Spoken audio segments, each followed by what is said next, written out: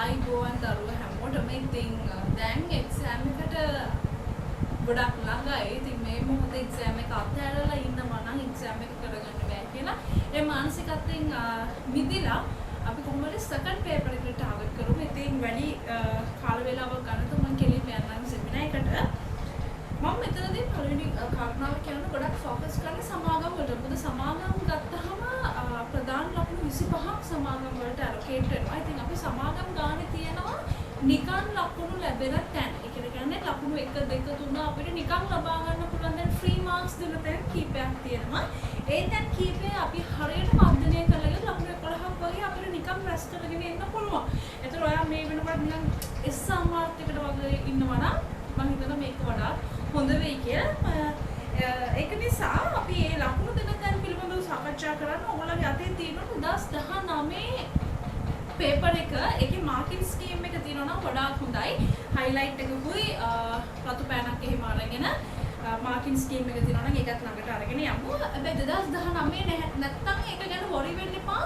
ඔයා ගාව තියෙන රීසන්ට්ම පේපර් එක ගැන පාස් පේපර්ස් කොටේ 2018 ඉඳන් 2018 පේපර් එක ළඟට අරගෙන මාකින් ස්කීම් එකට යන්න. සමාගම් ගානට යන්න. ඊළඟ එතන ඉඳන් ප්‍රිෆර් කරගෙන යමු. සමාගම් ගාන හදනකොට ඔයාලට පේනවා මාකින් ස්කීම් එකේ ඇති පළවෙනියටම විස්තීර්ණ ආදායම් ප්‍රකාශ කියන ආදායම් ප්‍රකාශය ඔයාලට පේනවා. එතනදී ඔය සමාගමේ නැත්නම් අපි කියන ආදායම් ප්‍රකාශයේ නම ලියනවට ලකුණක් දෙනවා. ඒ නම ඔයාලට ඕන විදිහට ලියන්න බෑ. ඒ ලියන්න ඕන ක්‍රමය තමයි සීමිත ABC පොදු සමාගම 2020 නම. දැන් ඔයගොල්ලෝ ලියන්නේ 2020 දිනෙන් අවසන් වර්ෂය සඳහා ලාභ හෝ අලාභ සහ වෙනත් විස්තීර්ණ ආදායම් ප්‍රකාශනය කියලා ඔන්න ඔය විදිහට නම ලියලා තියෙනවා. ලකුණු එකක් හම්බ වෙනවා. සීමිත ABC පොදු සමාගම 2019 දිනෙන් අවසන් වර්ෂය සඳහා ලාභ හෝ අලාභ සහ වෙනත් විස්තීර්ණ ආදායම් ප්‍රකාශ කරන නම ලියලා තිනොත් ලකුණක් දෙනවා. නම ලියනවට ලකුණක් දෙනවා. right? ඊට පස්සේ විකුණුම් පිරිවැය දර ලාභය වෙනත් ආදායම් බෙදා හැරීම් පිරිවැය පරිපාලන වියදම් වෙනත් වියදම් මූල්‍ය පිරිවැය. right? ඒ වචන හොඳට බලාගෙන යන්න. ඊට පස්සේ බදු පෙර ලාභය ලදාගයට බදු පෙර ලාභය කියලා ලියලා ලදාගයට ඔයාලට ලකුණක් හම්බ වෙනවා. හැබැයි ඔයාලට එන්නේ ඔයාගේ ගානට අනුව අලාභයක් නම් ඔයා බදු පෙර අලාභය කියලා ලියලා ඉන්න ඔයාලට එතන ලකුණක් හම්බ වෙනවා. right? කාලච්ඡේදයේ ලාභය ඊට පස්සේ ඔයාලට එනවා සමා වෙන්න බදු පෙර ලාභයට නෙමෙයි ලකුණ දෙන්නේ කාලච්ඡේදයේ ලාභය කියලා වචනේ ලියනවට ලකුණක් හම්බ වෙනවා. වචනේ ලියනකොට කාලච්ඡේදයේ ලාභය කියලා වචනේ ලියනවට ඔයාලට ලකුණක් හම්බ වෙනවා. අලාභයක් නම් කාලච්ඡේදයේ අලාභය කියලා ඉන්නවනේ. එතන ලදාගෙන තමයි පිළිතුර හම්බ වෙන්නේ. ආදායම් බදු අපි සටහනක් දාන සටහන් අංක 2 තමයි ආදායම් බදු වෙන්නේ. එතනදී ආදායම් බදු සටහන ඔයාලට පේනවා ප්‍රවර්තන වර්ෂයේ සඳහා වෙන් කිරීම කියලා අපි ගානක් ලියනවා. ඊට පස්සේ අපි ඒකේ අධි හෝ ඌන වෙන් කිරීම ගලපනවා. හරිනේ? එතකොට ආදායම් බද්ද අපිට එනවා මෙන්න මේ ගාන එනවා අපිට. එතන මේක තමයි අපි ආදායම් ප්‍රකාශය දාන්නේ. එතකොට මේකට ලකුණයි මෙහෙම තමයි ආදායම් බද්දට ලකුණු දෙක හම්බ වෙන්නේ. right? එතකොට ඔයා හිතනවා ඔයා අධි ඌන ගලපන්න දන්නේ නැහැ කියලා ප්‍රශ්නයක් නැහැ. ප්‍රවර්තන වර්ෂයේ බදු වෙන් කිරීම හරි ඔයා ලියලා එන්න.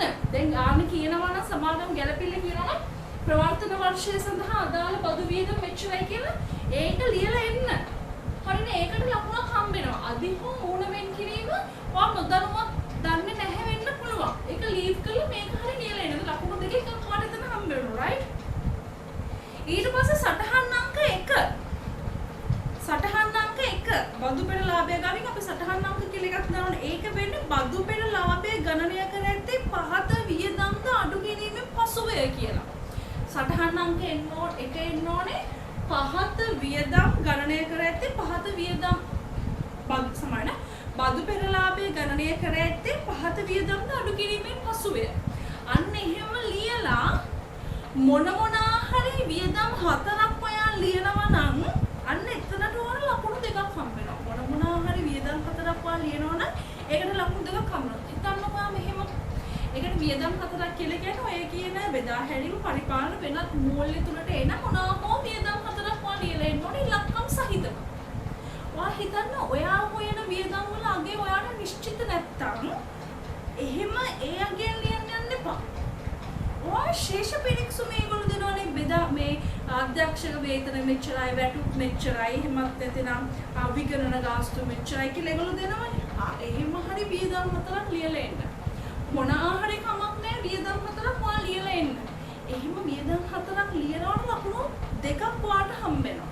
right? ඊට පස්සේ පෙර වැඩ වලට බෙදා හැරීම් පිළිවෙල වෙනත් වියදම් ඒවට අදාළ ඒව ටික දාන්න අමතක කරන්න එපා ෂය ගණනය කරන්න. ෂය වලට ලකුණු හතරක් හොයාගන්න පුළුවන්. සමහරක් ළමයි දීපල පිළිතුරු උපකරණ සටහනේ ෂය ගණනය කරලා අර වියදම් වලට ෂය ගෙනෙන්නේ නැහැ. එතන ලැබෙන ලකුණු ගාන ඔයාලට මිස් වෙන්න පුළුවන්. ඒ නිසා අතර දාන ෂය අනිවාර්යෙන්ම ඒ වියදම් තුල දාලා ඉන්න. ඔයා ෂය ගණනය කරලා තියෙනවා නම් ඔයාගේ පිරිවැය මත 10ක් නම් ෂය හොයන්න තියෙන්නේ. ඔය කොහොම හරි පිරිවැය මත 10ක් ෂය හොයලා තියෙනවා නම් ලකුණු 10ක් ඕන ලකුණු 10ක් ලකුණු හම්බ වෙනවා. ඒ නිසා බෙදා හැරීම් පිරිවැය වලට නැද සමහරවිට මෝටර රථේ බෙදා හැරීම් සඳහා කියලා කියන්නේ. උතර බෙදා හැරීම් පිරිවැයට තමයි මෝටර රථ ෂය එන්නේ. ඒතර ඒක හරියට ලියලා තියෙනවා ලකුණක් පාට හැම ලකුණු 3ක් විතර ෂය වලින් එක්ස්ප්‍රස් කරගන්න පුළුවන්. ඊට පස්සේ ආයන්න ඔයාගේ පේපරේ නැත්නම් මට නෝන 2019 මාර්කට් ස්කීම් එකේ හිමිකම් වෙනස් වීම ප්‍රකාශයට එතන තියෙනවා ආරම්භක ශේෂ දාලා තියෙනවා මුළු විස්තීර්ණ ආදායම තියෙනවා ලාභාංශ තියෙනවා. ලාභාංශ ගෙවීමක් වරණීය ලාභාංශ ගෙවීමක් ලාභාංශ වල වරණීය ලාභාංශ ගෙවීමක් සටහන් කරලා තියෙනවා නම් ඒ ලාභාංශ ප්‍රමාණය රඳවාගත් තිබෙයිම් වලින් අඩු කරලා එන ලකුණක් හම්බ වෙනවා. වරණීය ලාභාංශ පමණයි හොඳේ. වරණීය ලාභාංශ ගෙවීමක් තියෙනවා නම් ගෙවිය යුතු කොටස සහ ශේෂ පිරික්සුමේ කොටස. ඒ කියන්නේ මුළු වරණීය ලාභාංශය රඳවාගත් ඉපැයුම් වලින් අඩු කරලා ඉන්න. ලකුණක් හම්බ වෙනවා ඔයාට. හැබැයි මෙහෙම කියලා තියෙනවා නම් ලාභාංශ ගැන සාමාන්‍ය කොටස් හිමියන් සඳහා රුපියල් 750 බැගින් කොටස් ලක්ෂයක් නිකුත් කිරීමට ඉන්නවා කියලා මොකක් හරි දීලා තියෙනවා නම් එතකොට ඒ වගේ අවස්ථාවකදී අපිට ඒ ලාභාංශ රඳවාගත් ඉපැයුම් වලින් අඩු කරලා පෙන්නන්න බෑ. යෝජිත සාමාන්‍ය කොටස් ලාභාංශ අපි රඳවාගත් ඉපැයුම් වලින් අඩු කරන්නේ නැහැ. ඒකට හේතුව තමයි අධ්‍යක්ෂකවරු අනුමත කරාට පස්සේ තමයි සාමාන්‍ය කොටස් හිමියට ලාභාංශ අපි ගෙවීම සිදු කරන්නේ. එතකොට ඒ වගේ අවස්ථාවකදී ඒගොල්ලෝගේ වාක්‍යෙම ඔයා සටහනක් විදිහට ලියලා එන්න. සාමාන්‍ය කොටස් හිමියන්ට මෙන්න වෙච්චරක් ගෙවන්න යෝජනා කරලා තියෙනවා කියලා ඒගොල්ලෝ දීලා තියෙනවා නම් ශේෂ පිරික්සුමේ ගැළපෙලිවල ඒකම ඔයා ඒ විදිහටම ලියලා එනකොට ලකුණක් හම්බ වෙනවා. ඔයාලට අනිවාර්යෙන් ලකුණක් හම්බ වෙනවා. right? okay. ඊට පස්සේ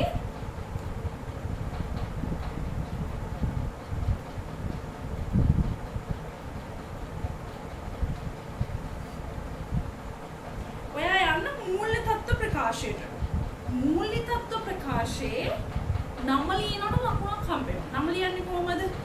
සීමිත ABC නැත්නම් XYZ පොදු සමාගම 2020 3.31 දිනට ඒ කියන්නේ දිනට මූල්‍ය තත්ත්ව ප්‍රකාශනය කියලා ලියලා එන්න ලකුණක් ඔයාට හම්බ වෙනවා. ඒකේ විදිහටම ලියලා එන්න ඕන ඔයාට ඕන විදිහට ලියලා එන්න බෑ.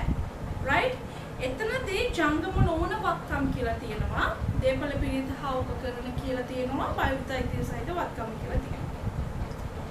ජංගම වත්කම් ගොඩක් වෙලාවට මම ඔයාලට කියන්නේ තමයි මුදල් හා මුදල් සමාන දෑ සාමාන්‍යයෙන් වෙනස් වෙන්නේ නැහැ. ඒ උත්තරේම තමයි සාමාන්‍ය ශේෂ පිරික්සුමේ අගීම තමයි එන්නේ. මුදල් හා මුදල් සමාන දෑ වලට ගොඩක් වෙලාවට ඒගොල්ලෝ ඇඩ්ජස්ට්මන්ට් දෙන්නේ නැහැ. වෙන අවුරුදු දෙන්න පුළුවන් දන්නේ. ඊට පස්සේ හිමිකම යටතේ ප්‍රකාශිත ප්‍රාග්ධනය කියලා සාමාන්‍ය කොටස් ප්‍රාග්ධනය ලියලා ඒකේ උත්තරේ ලියන්න. ඒ ඉලක්කම් ටික ලියන්න. සංචිත කියලා පොදු සංචිතේ ප්‍රත්‍යාග්‍රහණ සංචිතේ රඳවාගත්ත පෙවුම් ටික ලියන්න. ඉලක්කවල ලද ඉලක්කම් එක්ක. එතකොට ඒ ඔක්කොටම ලකුණක් හම් වෙනවා. කියනවා ප්‍රකාශිත ප්‍රාග්ධනය ලියලා තියෙනවා. ඒ කියන්නේ ප්‍රකාශිත ප්‍රාග්ධනය කියලා හෙඩින් එකක් දාලා සාමාන්‍ය කොටස් ප්‍රාග්ධනය කියලා ලියලා තියෙනවා නම් සහ සංචිත කියලා ප්‍රත්‍යාගන සංචිත රඳවාගත වීම පුද සංචිත කියලා ඉල්ල තියෙනවා නම් ඒ ඔක්කොටම එක ලකුණක් හම්බ වෙනවා. ඊට පස්සේ කල්බදු වගකීම ජංගම සහ ජංගම නොවන ලෙස බෙදනවාට ලකුණක් ඔයාලට හම්බ වෙනවා.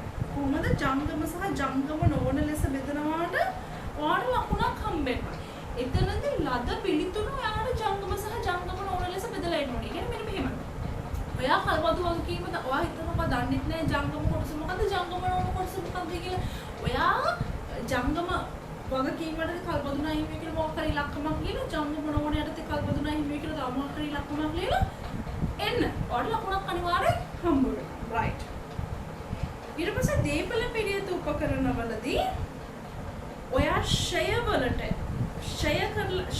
සඳහා ඔයාට අනිවාර්යෙන්ම ලකුණක් හම්බ වෙනවාම තමයි. රයිට්. ෂය සඳහා ඔයගොල්ලෝ දීලා තියෙන ඒ ටික මොන හරි කරලා ඔයා ෂය කරලා පෙන්නන අතර ඒතර ලකුණක් පාට හම්බ වෙනවාම තමයි. අන්නවා බලන්න 2019 පේපරේ තියෙන සාමාන්‍ය කොටස් සඳහා ලාභාංශ යෝජනාවක්. අන්න ඒක ඔයා ලියලා එනවනම් සාමාන්‍ය කොටස් සඳහා මෙන්න මෙච්චර අවසන් ලාභාංශයක් යෝජනා කරලා තියෙනවා මම කිව්වා වගේ අනිවාර්යෙන්ම ලකුණක් තියෙනවා. එතන වටිනාකම අනිවාර්යෙන් ලියලා එන්න. 750 ගාන කොටස් ලක්ෂයක් හරි මොකක් හරි වැඩි කරලා හරි කොහොම හරි ඔයා ඉලක්කම ලියලා අනිවාර්යෙන් එන්න ඕන. නිකන් වචන ලියුවට වැඩක් නැහැ.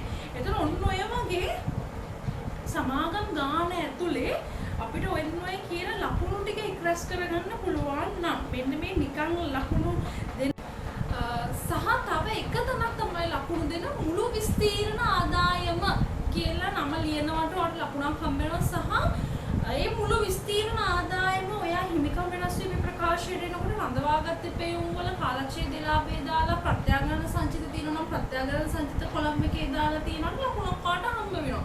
දැන් මම හිතන්නේ ආසන්න වශයෙන් මම ලකුණු 11ක් විතර රැස් කරගන්න විදිහ කිව්වා. 11ක් 12කට කිට්ටුවෙන් අපි ආසන්න වශයෙන් 11ක් ගමු. මුළු ඔක්කොම 25ක් දෙනවා සමාගම් වලට. එතන ලකුණු 11ක් නිකන් දෙනවා. එතන ඔයාලට තව ලකුණු 14යි රැස් කරගන්න තියෙනවා. මේ 14ෙම ලකුණු අපි අඩුම තරමේ 6ක් ගැන කතා කරමු. 6ක් ගැන කතා කරොත් තව ලකුණු 6ක් රැස් කරගන්නවා කියලා කියන්නේ මහලොකු බජ්ජට් නෙමෙයි. එතකොට ඔයා 14යි අඩුම තරම තව 6ක් රැස් කරගත්තොත් ඔයාට ලකුණු 20ක් සමාගම් වලින් රැස් කරගන්න පුළුවන්. එතකොට ඔයා S8ට වගේ ටාගට් කරනවා නම් තව ලකුණු 25ක් හෝ 30ක් තමයි අත්‍යවශ්‍ය වෙන්නේ. එතකොට ඒ 30 මම කියන්නම් කොහොමද සටන් පේපර් එකකින් අරගෙන ඉන්නේ කියලා. රයිට්. 2015 පේපරේ ගන්න අපි 2015 පේපරේ විවරණයක් මම ගන්න හදන්නේ මෙතන එක එක් ප්‍රශ්නේ විවරණයක් සාකච්ඡා කරගෙන යනවා. අපි ඒකට ලෑස්ති වෙමු 2015 පේපරේ අතර ගන්න සමාගම් ගන්න. රයිට්.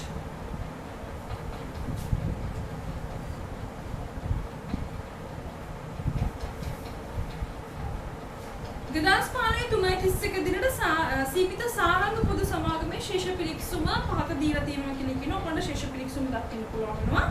අතිරේක තොරතුරු වල තියෙනවා 2015 3:31 දිනේ අවසන් වර්ෂය සඳහා මූලික ප්‍රකාශන පිළියෙල කිරීමට පෙර පහත දෑ සඳහා ගැලපීම් කළ යුතු වෙයි කියලා කියනවා. ගැලපුම් අංක එකේ කියනවා 2014 4.1 දින.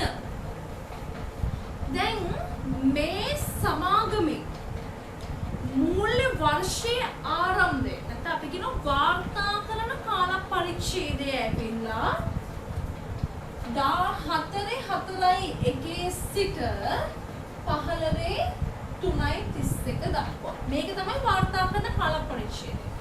දැන් ඔයාලගේ පේපරේ එන වාර්තා කරන කාල පරිච්ඡේදය නැත්නම් මූල්‍ය වර්ෂය තමයි 19/4/1 සිට 20/3/31 දක්වා.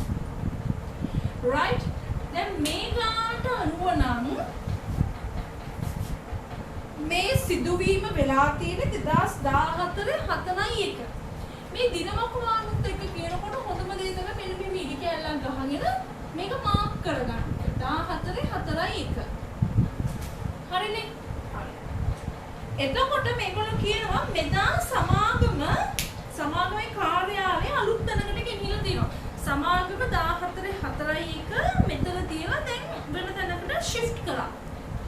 ඒගොල්ලෝ ගිහිල්ලා තියෙන්නේ කුලියට. එතකොට 14 4.1 මේගොල්ලෝ අවුරුදු දෙකක කුලිය එකවර ගෙවලා 14:4 මේගොල්ලෝ අලුත් තැනකට ගිහිල්ලා ඒ අලුත් ස්ථානයේ කුලිය අවුරුදු 2කට එක සැරේ ගෙවලා තියෙනවා මුදලින්.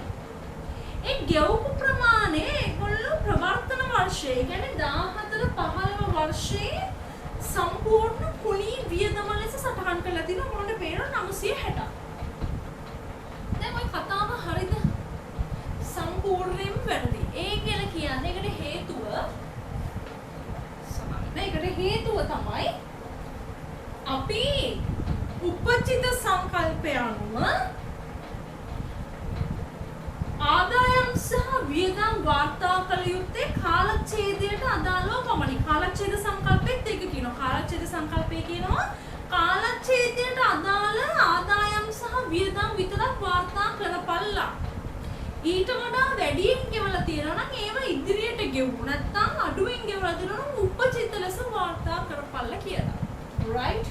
මේකොන්න කරලා තියෙන්නේ 14:4 ඉඳන් 15:3:31 දක්වා කුලිය ගෙවලා. එක කුලියක් ගෙවලා ආය 15:3:31 ඉඳන් 16:3:31 වෙනකන් අවුරුදු දෙකක කුලිය ගෙවලා කීයද කුලිය? 960යි. දැන් මේ 960න් එක අවුරුද්දක කියන්නේ 14-15 අවුරුද්දේ කුලිය පමණයි අපි ප්‍රවර්තන වර්ෂයේ කුලිය ලෙස හඳුනාගත යුත්තේ. මේ ගෙවුම කුලියේ ජර්නල් එන්ට්‍රි අපි ගත්තොත් මේක දාලා තියෙන්නේ මුදලින් ගෙවලා තියෙන නිසා මුදල් බැර 960යි කුලී කියලා ගිණුමක් කරලා ඒකට හර කරලා තියෙනවා 960ක්. දැන් මේ කුලී ගිණුම ගත්තොත් කුලී ගිණුමේ හරට 960ක් ඉන්නවා මුදල් කියලා. right? මේකෙන් එක අවුරුද්දක කුලිය. එක අවුරුද්දක කුලිය කියලා කියන්නේ 480. 480 ඉදිරියට කළ කුලිය ලෙස හඳුනාගත යුතුයි. එතන අපි මොකද කරන්නේ මේ 960න් 480 ඉවත් කරන්න ඕනේ. ඉවත් කරලා නම් කුලී ගිණුමට බැර කරන්න ඕනේ. මේක බැර කරලා හර කරන්නේ කොහෙටද? කුලිය බැර කරලා 480 හර කරනවා ඉදිරියට ගෙවූ කුලිය ලෙස. කුලී ගිණුමට. හරිනේ? එතකොට ප්‍රවර්තන වර්ෂයේ පරිපාලන වියදම් තුල කුලිය ලෙස අපි සටහන් කරන්නේ 480. මූල තත්ත්ව ප්‍රකාශයේ ජංගම වත්කම් යටතේ තොගයට සහ වෙළඳ ලැබිය යුතු දෑවලට පසු අපි දානවා ඉදිරියට ගෙවූ කුලිය ලෙස 480. මේ මොකක්ද අපි කතා කරේ? ඉදිරියට ගෙවූ දේවල් පිළිබඳව. මොකද 2015 ඉඳන් දැන් අද මම 2015 සාකච්ඡා කරන විවරණේ 16 තනියම හදන්න try එකක් දෙන්න බලන්න. අනිවාර්යෙන් මේ සංකල්පයේ පළවෙනි ප්‍රශ්න තුන අහලා තියෙනවාම තමයි. අපි මේකට කියනවා පළවෙනි ප්‍රශ්නේ ඒගොල්ලෝ check කරන්නේ උපචිත සහ කාලච්ඡේද සංකල්පය. උපචිත සංකල්පය සහ කාලච්ඡේද සංකල්පය. එක්ක ගෙවූ වැටුප් තියෙන්න පුළුවන්. එක්ක නොගෙවූ වැටුප් තියෙන්න පුළුවන්. එහෙම නැත්නම් මේ ඉදිරියට ගෙවූ කැලක් අනිවාර්යෙන් හංගලා තියෙන්න පුළුවන් ප්‍රශ්න තුන. එතන මේක තමයි පළවෙනි විවරණය පළවෙනි ප්‍රශ්නේ. දෙවෙනි ප්‍රශ්නේ තමයි 2014 4යි 1 දිනට. ඒ කියන්නේ මේගොල්ලෝ දීලා තියෙන්නේ ආරම්භක ශේෂයක්. කියන්නේ ආරම්භක පිරිවැය සහ ආරම්භක සමුචිත ෂෙයා. සමහර අවස්ථාවලදී ඕක 2015 3:31 නැත්නම් 2020 3:31 වුණා නම් ඒ කියන්නේ මේගොල්ලෝ දීලා තියෙන්නේ අවසාන ශේෂ.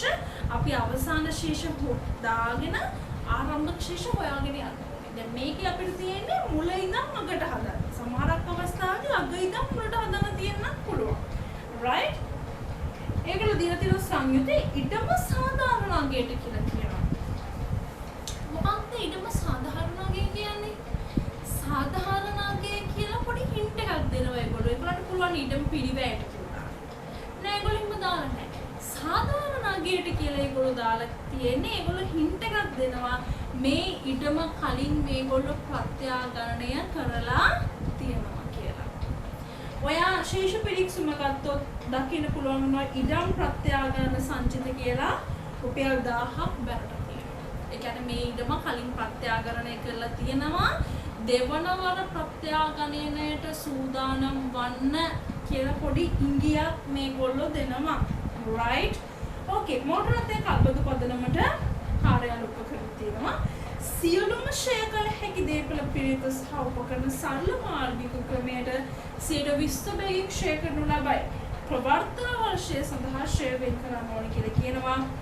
තුන්වෙනි ගැළපිල්ල ඒගොල්ලෝ කියනවා 2015 331 දින වෘත්තීය තක්සේරු කරුවෙකු විසින් ඉඩම රුපියල් 4500කට ප්‍රත්‍යාගමනය කරලා තියෙනවා කියලා. right ඒකල කියන්නේ 14/4ට ඉඩමේ අගේ ඇවිල්ලා 6000යි. 15/3/31 දිනට මේ ඉඩමේ අගේ 4500. ප්‍රත්‍යාගමනය කියලා කියන්නේ මෙන්න මෙහෙම කතාවක්. මේගොල්ලෝ ඉඩම් ප්‍රත්‍යාගමනය කරන්න යනවා.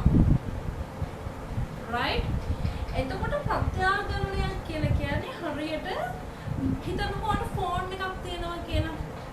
ඔය මේ ෆෝන් එක බ්‍රෑන්ඩ් නිව් ගන්නවා. අරගෙන මාසයක් විතර පාවිච්චි කළා මේක විකුණන්න. ඔයාගේ ගත්ත ෆෝන් එක බ්‍රෑන්ඩ් නිව් වුණාට ඔයා ඊළඟ මාසේ මේක විකුණන්න යනවා මාකට් රේට් එක 10000යි. ඔව් 20000ට ගත්ත ෆෝන් එකට විකුණන්න වෙන්නේ 10000ට. ඔයාට පාඩුයි. අන්න අපි ඒකට කියනවා අර මාකට් රේට් එකට අපි ගෙනාවනේ ඒක ප්‍රත්‍යාගමනය. ඔයා බලලා සමහරවිට අහලත් උගලන් ගෙදර පවුල් වල අම්මා තාත්තා ඔක විකුණන්න ඕනේ. ඉතින් විකුණන්න ඕනේ. පැත්තේ පර්ච් එක කීයද දන්නේ නැහැ කියලා පොඩ හොයලා බලන්න.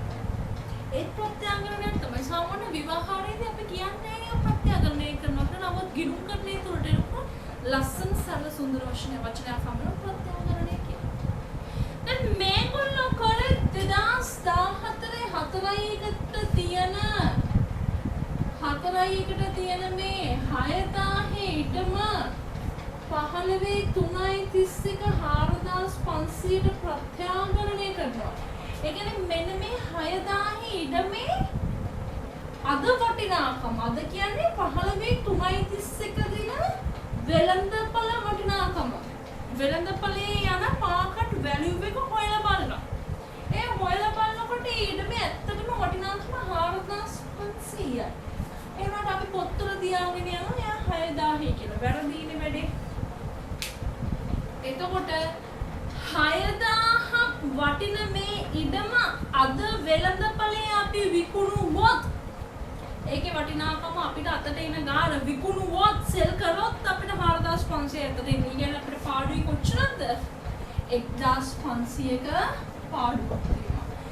අන්නේ විකුණුවොත් කියලා හිතලා අපි අඳුරගන්න පාඩුව හෝ ලාභය අපි පෙන්නනවා පොත්වල ප්‍රත්‍යාගණිත සංචිතය ප්‍රත්‍යාගණන ලාභ හෝ අලාභ කියලා. ප්‍රත්‍යාගණන ලාභ හෝ අලාභ කියලා. දැන් මේ ඉඩමක්නේ මෝටරත් එක්ක ප්‍රත්‍යාගණනය කරන්න යනකොට ස්ටෙප්ස් 4ක් තියෙනවා. මම මේක මීට කලින් අපේ YouTube channel එකේ කතා කරලා තිනවා. ඔන්න ගිහලා බලන්න පුළුවන්. පළවෙනි ස්ටෙප් එක තමයි ඔයා වෙළඳපොළ වටිනාකම් ප්‍රත්‍යාගණන වැලියු එක හඳුනා ගන්න ඕන. වෙළඳපොළ මිල. දෙක ඒකේ ධාරණාගේ හොයා ගන්න ඕන. ධාරණාගේ කියන්නේ මොකක්ද? පිරිවැරෙන සමුචිත ෂෙයා සහ හානි කරන අලාභ. හානි කරන අලාභ අපිට අදාළ වෙන්නේ. ඔයා පිරිවැය ගන්නවා. ඔයා ප්‍රත්‍යාගමනය කරන දවසට ඔයා බලන සම්මුචිත ෂෙයා කොච්චරද කියලා පිරිවැයෙන් ඒ ටික අයින් කරලා පස්සේ ඔයාලා ධාරණා ගේනවා. මේ දෙක අතර වෙනස බලනවා. ඒත් හිතන්න ඕනේ මගේ ධාරණාගේ 6000යි මෝටරතේ එදාද මම මේක වෙළඳපොළේ විකුණුවොත් මට හතර ඉන්නේ 4500ක 1500ක පාඩුවක් එන්නේ. එහෙනම් අපි හිතන්න ලොජිකල් වෙන්න ඕනේ හැමතිස්සෙම. right okay එතකොට දැන් අපි 1500ක මේ ගණන් අනුව නම් ඉඩම් ප්‍රත්‍යාගමනයෙන් අපිට ලැබුණා ප්‍රත්‍යාගමන අලාභය. ප්‍රත්‍යාගමන අලාභය. දැන් මේක පොත්වල ඇඩ්ජස්ට් කරන්න ඕනේ. දැන් ලොකුම වැඩි ඔය අලාභ ඇඩ්ජස්ට් කරන එක නෙමෙයි. ඕක කොහොමද දේපල පිළියෙත සටහන පෙන්වන්නේ කියන එක. මම ඔයාලට කියන්නම් ඒක පෙන්වන්න ඕනේ කොහොමද කියලා.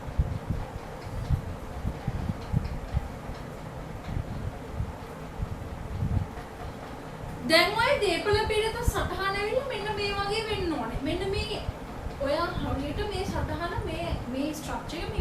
ඉන්න මොනවද මුලින්ම තියෙන්නේ පිළිවැය හෝ ප්‍රත්‍යාගරණ. ඒක යට තියෙනවා ආරම්භක ශේෂ මිලදී ගැනීම ප්‍රත්‍යාගරණ ඉවත් කිරීම ප්‍රත්‍යාගරණ වෙනස් වීම. ඊට පස්සේ හෙඩින් එක ශ්‍රය. ඒක යට තියෙනවා ඊගේ ශේෂය වාර්ෂික ශ්‍රය ඉවත් කිරීම සහ ගැළපීම අවසාන ශේෂය. right මේ දෙකින් මේකෙන් මේක අඩු කරලා මෙතන ධාරණය පෙන්නන්න ඕනේ. right දැන් මේ ඊට මේ ආරම්භක ශේෂය කීයද 6000. ඒක මුලින්ම දාගෙන ඉන්න. ආරම්භක ශේෂය වල දෙන්න 6000 කියලා. යම්කිසි අවස්ථාවකදී ප්‍රත්‍යාගරණ අගය 4500 නැත්නම් 6000යි 8000යි 9000යි කියලා එනවා. ඒ ප්‍රත්‍යාගරණ අගය තමයි එම වත්තමේ අවසාන ශේෂය වන්නේ. ඒගොල්ලෝ කියනවනම් මොකක් හරි දේපල පිළිතු උපකරණයක් අපි මේ ගානට අවසාන දවසේ ප්‍රත්‍යාගරණය කරනවා කියලා.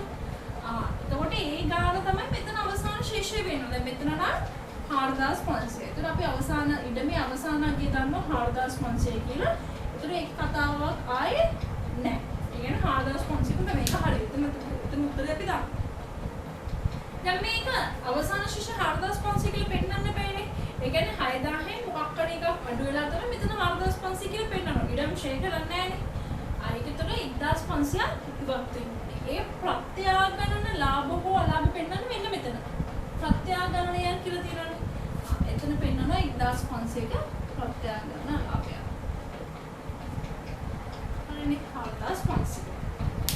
දැන් මේක ඉඩම් නැතුව මෝටර අත උනා කියලා කියන්නකෝ. දැන් මෝටර අතේ ආරම්භක ශේෂය 6000යි. එයා ප්‍රත්‍යාගරණය වෙනවා 4500කට. ඒ කියන්නේ ආගේ අවසාන ශේෂය කෙලින්ම 4500. එයාගේ ෂය තියෙනවනේ. ඒ ෂය පොත්වලින් ඉවත් වෙන්න බෑනේ. ඒ කියන්නේ අපි ප්‍රත්‍යාගරණය කරනවා නම් එදාට තියෙන ෂය ටික පොත්වලින් ඉවත් වෙනවා. ඒ ඉවත් වෙන ෂය අපි පෙන්වන්නේ කොතනද? මෙන්න මේ ගැළපීම් කියන තැන.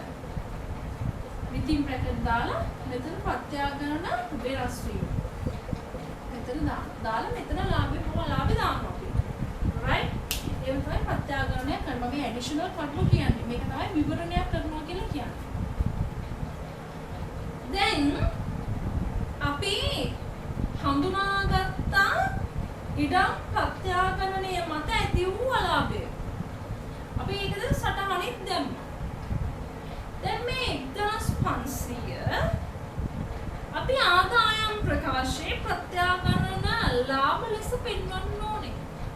හැබැයි අපිට දැන් එහෙම පෙන්වන්න බෑ. කලින් ප්‍රත්‍යාගරණය කරලා ප්‍රථම වතාවට ප්‍රත්‍යාගරණය කළ ප්‍රත්‍යාගරණ ලාභයක් ලැබිලා තියෙනවා. අපි ප්‍රථම වතාවට ප්‍රත්‍යාගරණය අත්හරිමු කොළුවේ. ප්‍රත්‍යාගරණයකට අදාළ සාමාන්‍ය ප්‍රත්‍යාගරණයකට අදාළ දිත සටහන වෙන්නේ ලාභයක් නම් වක්කම හර වෙනවා. හරිනේ.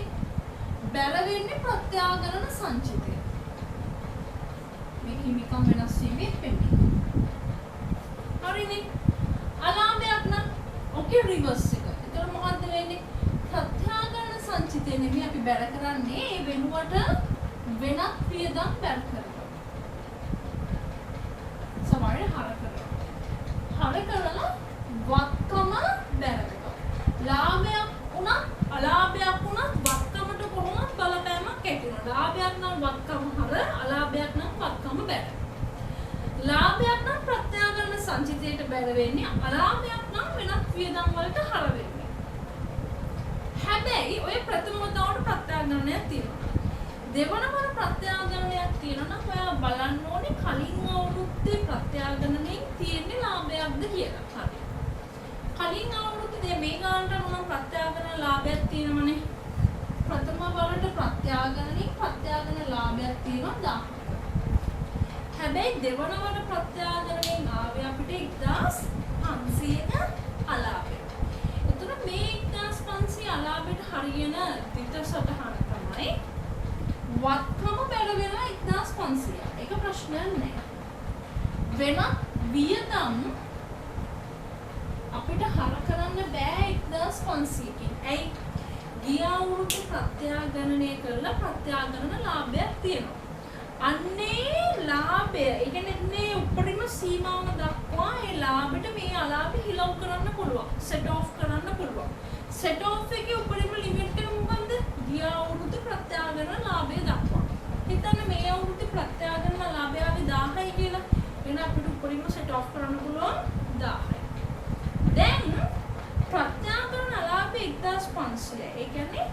අපි ප්‍රත්‍යාගරණ සංචිතයට කියන්නේ හිමිකම් වෙනස් වීමේ ආරම්භක ශේෂය හිමිකම් වෙනස් වීමේ ප්‍රකාශයේ ප්‍රත්‍යාගරණ සංචිතයටදී ආරම්භක ශේෂය තියෙන 1500 ඒකින් 1000ක් ඉවත් කරන්න ඕනේ ප්‍රත්‍යාගරණ අලාභයට. එතකොට ප්‍රත්‍යාගරණ සංචිත හර වෙනවා 1000.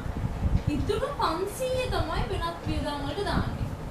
ඉතුරු 500 තමයි වෙනත් වියදම් වලට දාන්නේ. හරිනේ.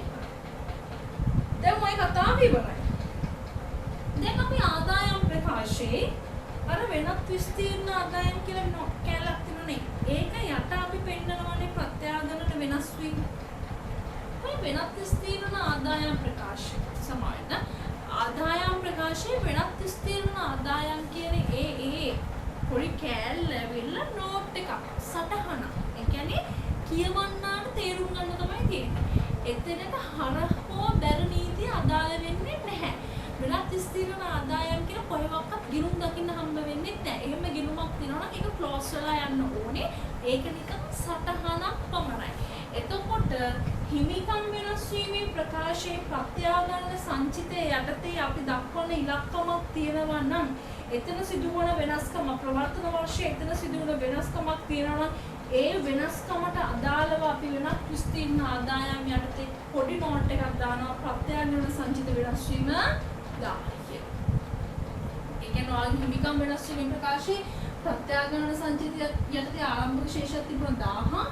දැන් ඒ 1000 අඩු වෙනවා. ඒ 1000 අඩු වෙනවා. එතකොට ඒක මෙන්න මේ 1000 වෙනස් වීම ප්‍රවර්තන වර්ෂයේ වෙනස් වීම අපි පෙන්නනවා වෙනත් විස්තීර්ණ ආදායම් යටතේ ප්‍රත්‍යාගරණ සංචිත වෙනස් වීම කියලා 1000. එහෙම ලියලා එනකොට කකුලක් පාට හම්බ වෙනවා. right okay. දැන් ඒ කතාව ඉවරයි ප්‍රත්‍යාගරණ සම්බන්ධයි. මේක පැහැදිලි නැත්නම් ඔයාලට පුළුවන් මගේ channel එකට යන්න LKS 16 සම්පූර්ණයෙන්ම කවර් කරලා තියෙන්නේ කියලා බලන්න පුළුවන්. right හතරවෙනි ගැළපිල්ල තමයි මෝටර රථ 2013 4 දින මූල්‍ය කල්බද්දාක් යටතේ වසර 4ක කාලයකට භාණ්ඩ බෙදා හැරීම සඳහා අත්පත් කරගෙන ඇත කියනවා. ගෙවිය යුතු වාර්ෂික කල්බදු වාරිකය 720ක් කියනවා. කල්බදු වාරිකය ගෙවා ඇති අතර ඒ කල්බදු පොලිය ගිණුමට හර කරලා තියෙනවා. ඊළඟ අවුරුදු දෙක සඳහා කල්බදු පොලිය ගිණුමක් දක්වන්න පුළුවන් වෙනවා. කල්බද්ද ගැන කතා කරන්න තමයි තියෙන්නේ. මේ ඇවිල්ලා ටෙස්ට් කරලා තියෙන්නේ සෙලිෆාරිස් 16 කල්බදු කියන ප්‍රමිතිය. right සෙලිෆාරිස් 16 දී අපිට හම්බ වෙන වචන කීපයක් තමයි භාවිත අයිතිය සහිත වත්කම කල්බදු වාරිකය සහ කල්බදු පොලිය. ඔක තමයි සෙලිෆාරිස් 16 දී අපිට හම්බ වෙන වචන තුන. right කල්බද්ද මත අපි ගන්න ඕනෑම වත්කමක් අපි හඳුන්වන්නේ භාවිත අයිතිය සහිත වත්කම කියලා. right මෙයා දේපල පිරිත උපකරණ සටහනේ පෙන්වන්නේ නැහැ. මෙයා වෙනම සටහනක් අරගෙන දක්වන්නේ. ඒ කියන්නේ දේපල පිරිත ජංගම නොවන වත්කම් යටතේ මුල් තත් ප්‍රකාශයේ දේපල පිරිත සහ උපකරණ වලට පසු අපි පෙන්වන භාවිත අයිතිය සහිත වත්කම කියලා මෙයාගේ ශීර්ෂය. ඔය භාවිත අයිතිය සහිත වත්කම ගැන සාකච්ඡා කරන්න යනකොට දැන් මේවා කතා කරන්න හදන්නේ සෙලිෆාරිස් 16 කල්බදු සම්බන්ධව කතා කරන්න යනකොට ඔයාට නිරන්තරව ඇහිගෙටෙන කෙනෙක් තමයි මෙයාගේ පිළිවෙල. භාවිත අයිතිය සහිත වත්කමේ පිළිවෙල. පිළිවෙලේදී භාවිත අයිතිය සහිත වත්කමේ පිළිවෙල යම් අවස්ථාවලදී ඔයාට ඩිරෙක්ට්ලි දෙන්න පුළුවන් මේ ගාන දීලා තියෙනවා වගේ. ඇතම් අවස්ථාවලදී ඔයාට පිළිවෙල දෙන්නේ නැහැ. පිළිවෙල හොයාගෙන යන්න ඕනේ. ඔය පිළිවෙල හොයාගෙන යනකොට ඔයාට පිළිවෙල ඇතුලේ සංරචක කීපයක් දකින්න පුළුවන් වෙනවා. කවුද? කල්බදු ගෙවීම් වල වර්තමාන අගය.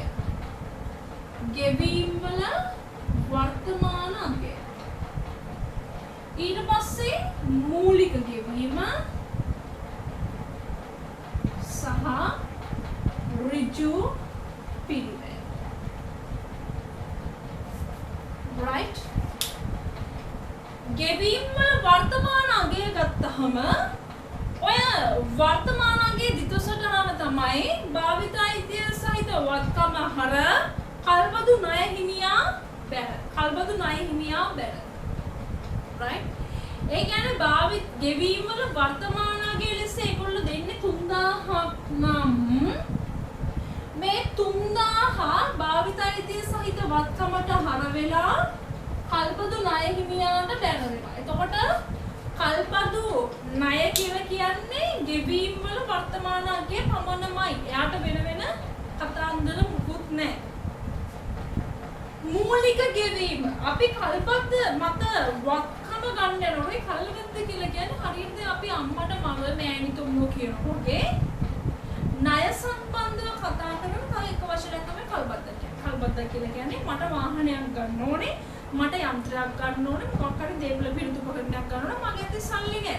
මම කරන්නේ වෙන පාර්ශවයක් ගාවට ගිහින් මම කියන මේ ඔයාලු වත්කම මට දෙන්න, මම ඕනේ ඉබිනුයි ගෙවීමක් කරන්න. ඒ කියන්නේ අපි ණය පදනම් මත වත්කමක් ගන්නවා සමානයි. වත්කමක් ගන්නවා සමානයි. එතකොට ඒ ණය තමයි මේ 3000 කියලා කියන්නේ. එයා කියනවා හරි අපි ඔයාලට ණයට දෙන්න මේ වත්කම 3000 ගානේ. ඔයාලට මේකේ ණය සම්පූර්ණ කියනවා බැංකුවට ගිහලා බැංකු ණයක් ගත්තොත් එයා කියනවා ලෝන් එක 3000යි කියලා. අය වගේ තමයි. එතකොට මේ ණය ප්‍රමාණය තමයි වත්කම හර වෙලා කල්පදු ණය හිමියා බැර වෙන්නේ. මූලික ගෙවීම කියන්නේ කල්පද්ද ගන්න යන අවස්ථාවේදී ඔයා ඒ වෙනුවෙන් මූලික ගෙවීමක් කරනවා නම් ඒ මූලික ගෙවීම මුදල් වලින් නම් කරන්නේ මුදල් බැර බැංකු බැර ගෙවිය යුතු නම් ගෙවිය යුතු බැර හර වෙන්නේ වත්කමට. ඒක මූලික ගෙවීම 1000යි කියන එයා හර වෙන්නේ වත්කමට. හැබැයි එක්සෑම් එකේ මෙන්න මෙහෙම වෙන්න පුළුවන්. මූලික ගෙවීමක් සිද්ධ කරලා මුදල් වලින් එයා මුදල් බැර කරලා හර කරලා තියෙන්නේ කල්පදු ණය හිමියාට. කල්පදු ණය හිමියාට. පිටින් වත්කම. එයා හර කරලා තියෙන්නේ මෙතනට. එතකොට ඒ වගේ අවස්ථාවකදී මොකද කරන්න ඕනේ? කල්පදු ණය හිමියාගේ ඉවත් කරලා වත්කමට හර කරන්න ඕනේ. ඕක තමයි ඔය සම්බන්ධයෙන් ආන පුළුවන් ලොකුම එක. ඍජු පිළිවෙල ඒ කියන්නේ ඒ යන්ත්‍රය ගෙනීම, පැටවීම, ප්‍රවාහනය නැත්තම් ඒ වෙනුවෙන් කදල්පු නීති ගාස්තු. ඒව ඍජු පිළිවෙල. ඒව වත්කමට හර වෙනවා දිත්තසටහන මුදල් බැර. ඇතැම් අවස්ථාවලදී මේ දන ඍජු පිළිවෙල ඒගොල්ලෝ මුදල් බැර කරලා හර කරලා තියෙන කල්පදු ණය හිමියාට. වැරදීනි කතාව. ඒතර එතනින් බැර කරලා හර කරන්න ඕනේ වත්කම. ඒතර එක්සෑම් එකේදී එන්න පුළුවන් මොන අය විදිහට. හරිනේ. එතකොට මේ පිළිවෙල සම්බන්ධව කතා කරපු එක. ඒතර ඔළුවේ තියාගෙන යන්න ඕනේ. කල්පදු ණය ලෙස අපි හඳුනා ගන්න එකම ඉලක්කම තමයි ගෙවීම් වල වර්තමාන අගය කියන ඉලක්කම. ඒක විතරමයි. හැබැයි පිළිවෙලට එනකොට ඉලක්කම් තුනක් හඳුනා ගන්න පුළුවන්. අර ණය වලට අමතරව මූලික ගෙවීම සහ ඍජු පිළිවෙල. එතන එච්චරයි. හරිනේ. ඊට පස්සේ මේ වත්කම ගැන මම කතා කරලා ඉවර කරා නම් වත්කම ෂෙයා කරන්න එපා. වර්ෂ අවසානයේ මෙයාම ෂෙයා කරන්න. ඔය ෂෙයා කරන්න යනකොට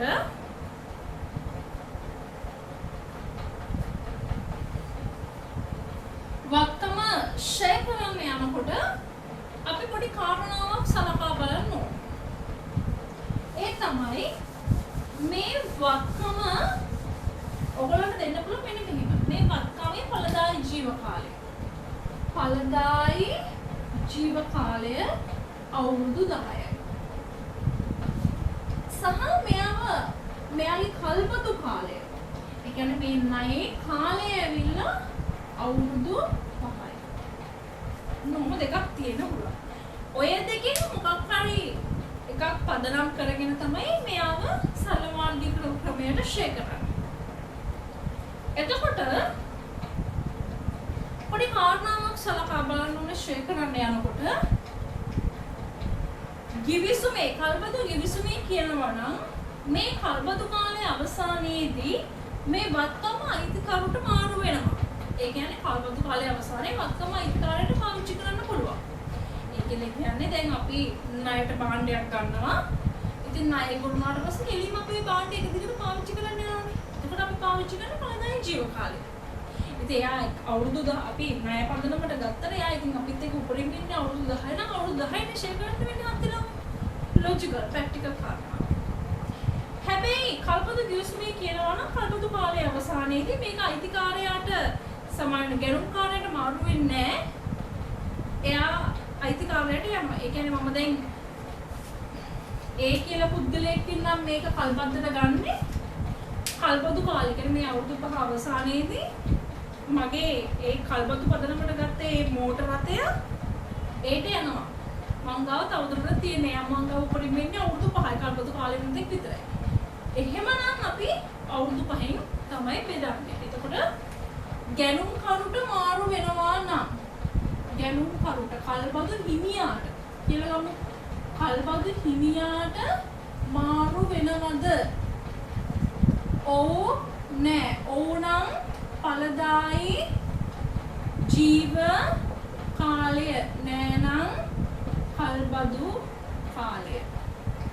ඔහොම තමයි ෂේප්. ඔය වත්කම සම්බන්ධය.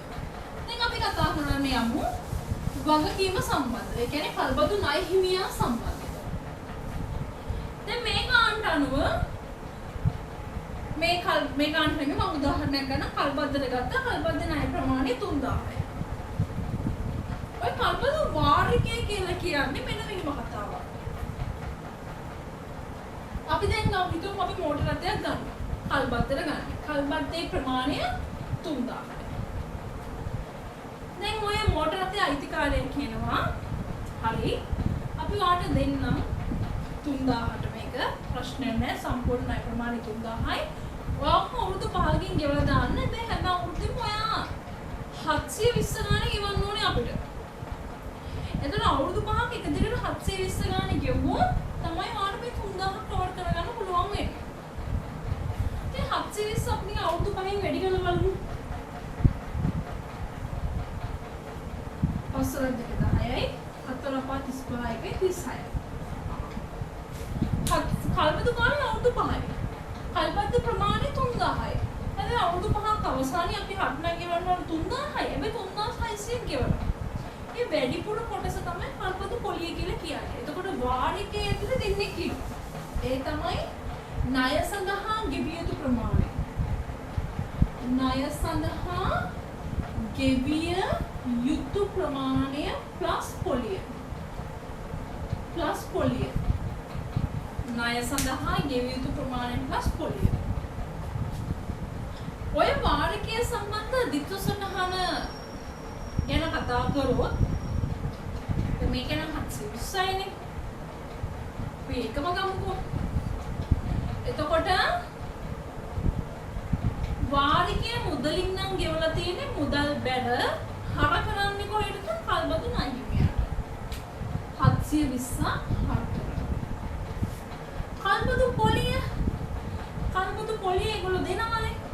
ඒ කල්බදු පොලිය මූල්‍ය වියදම් නැත්නම් මූල්‍ය පිරිවැය හර කල්බදු ණය හිමියා බැල අපි දුම 125යි. හරිනේ. දැන් ඔයා දීර්ඝකාලීන ණයක් ගත්තා.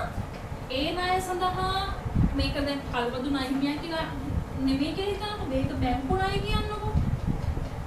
ඒත් මේකම තමයි කතාව. බැංකු ණය ප්‍රමාණය බැල වෙනවා. වාරිකයක් තියෙනවා නම් වාරිකය හර වෙනවා. පොලිය බැල වෙනවා. කොහොම තමයි කතාව. ඕනෑම ණයක් සම්බන්ධව ඕනෑම කල්පද්දක් සම්බන්ධව කතාව ඕක තමයි. හරිනේ. දැන් මේක කල්පදු ණය හිමියා. මෙතන 3125යි 720ක් අයින් කරාට පස්සේ අවසාන ශේෂය එනවා 2405යි. හරිනේ.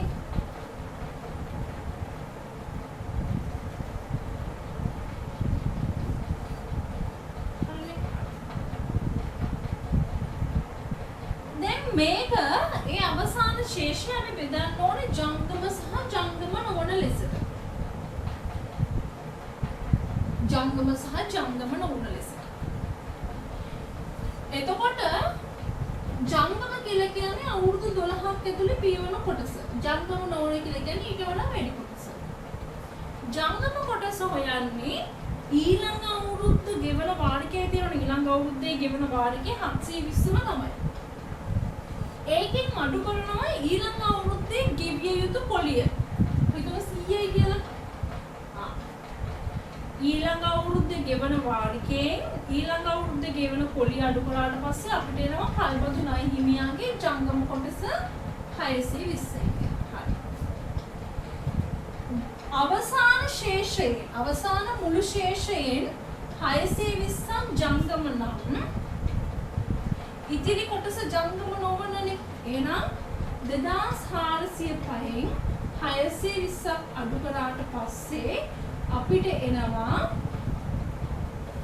ජංගම නොවන කොටස. හරිනේ. එහෙම තමයි ජංගම සහ ජංගම නොවන කොටස හොයන්නේ. එතකොට මෙයාව මූල්‍ය පිරිවැය යටතේ කල්බදු පොලිය ලෙස පෙන්වන්න ඕනේ. මූල්‍ය තත්ත්ව ප්‍රකාශයේ ජංගම කොටස ලෙස කල්බදු ණය හිමියා ජංගම නොවන කොටස ලෙස මෙහෙම ප්‍රමාණයක් පෙන්වන්න ඕනේ. දැන් මේ ගානට යමු.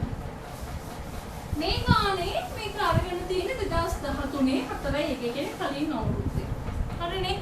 දැන් තමයි කල්බදු ණය හිමියා කියලා ගිණුමක් දකින්න පුළුවන් වෙනවා.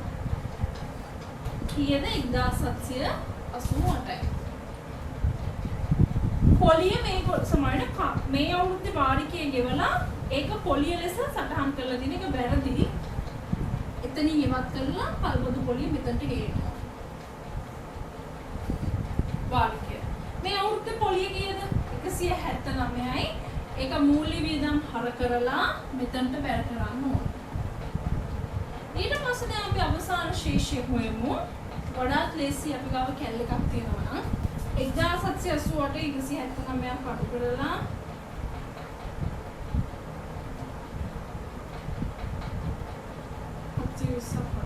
1247යි අවසාන ශේෂය. මේ 1247න් එක කොටසක් ජංගම ඉතුරු කොටස ජංගම නොවන. අපි බලමු ජංගම කොටස කීයද කියලා. 720න් 125ක්. ගියා ලබන අවුරුද්දේ ගෙවන කල්බදු වාරිකය 720යි. මේ අවුරුද්දේ ගෙවිය යුතු පොලිය 125යි. 720න් 125ක් අඩු කරනම 595යි. 1247න් 595ක් අඩු කරාට පස්සේ අපිට එනවා ජංගම නොවන කොටස 652යි. right. එතකොට මේක මූල්‍ය පිරිවැයටදී දාන්න. ඕක තමයි කල්බදු සම්බන්ධ උපරිම ප්‍රමාණය. එතකොට ඔයා මං කිව්වා වගේ අවසාන ශේෂය හොයාගෙන යන්න ඕනේ. අහලකෝ කාරණාවක් නෙමෙයි SLFRS 16 කියලා කියන්නේ. right. ගැලිපිලි අංක 5. 2015 3.31 දිනට තොගේ පිරිවැය සහ ශුද්ධ උපලබ්ධයගේ පිළිවෙලින් 1700ක් සහ 2000ක් විය.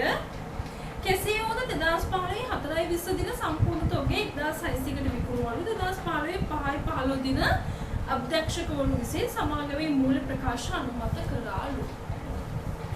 ඔය තොගේ ගැන කතා කරනකොට තොගේ වචන දෙකක් හම්බුනා. කවුද? පිරිවැය සහ ශුද්ධ උපලබ්ධිය. මුලින්ම කියන්න ඕනේ ඔය ඔතනට සම්බන්ධ කරලා තියෙනවා LKS 2. තොග ප්‍රමිතිය සහ LKS 10 වාර්තා කරන කාල පරිච්ඡේදයේ පසු සිදුවීම් කියන ප්‍රමිති දෙක. මුලින්ම බලමු අපි මොකද්ද මේ ශුද්ධ උපලබ්ධියගේ කියන්නේ. මම LKS 2 සම්බන්ධ නෝට් එකක් ඔයගොල්ලන්ට දාලා තියෙනවා right. ශුද්ධ උපලබ්ධියගේ කියලා කියන්නේ අපි තොගයක් ව්‍යාපාරය වෙනුවෙන් ගන්නවනේ. අරගත්තට පස්සේ සමහරක් අවස්ථාවලදී ওই තොගය හානි වෙන්න පුළුවන්. අපි ඒකට කියන තොග හානි කියලා. ඒ කියන්නේ පළුදු වෙන්න පුළුවන්, නැෂ්‍ය වෙන්න පුළුවන්, කල්ලිකුත් වෙන්න පුළුවන්. මෙවැනි හේතු නිසා තොග හානිය ඇති වෙන්න පුළුවන්. එවැනි තොග හානියක් ඇති වුණු අවස්ථාවකදී අපිට මේ අදාළ තොගය එම තොගේ පිරිවැයට විකුණන්න බෑ. අපි විකුණන්නේ ශුද්ධ උපලබ්ධිය අගයට. හරි. එතකොට දැන් ඔයගොල්ලෝ සමහරක් වෙලාවට දැකලා ඇති ඔය නොලිමිට් එකේ බ්ලැක් මාකට් දාලා තියෙනවා. සමහර කඩවල බ්ලැක් මාකට් ඒ කියන්නේ ඇඳුම් නිකන් බොත්තමක් කැඩිලා නැත්තම් මෙතන පළුදුල චුට්ටක් ඉරිලා. එතන අර 1200 2000 ඇඳුම් දාලා තියෙනවා 400ට 500ට වගේ. අන්න ඒ ඇවිල්ලා සුද්ධ උපලබ්ධියගේ යෙදුණු අවස්ථාව.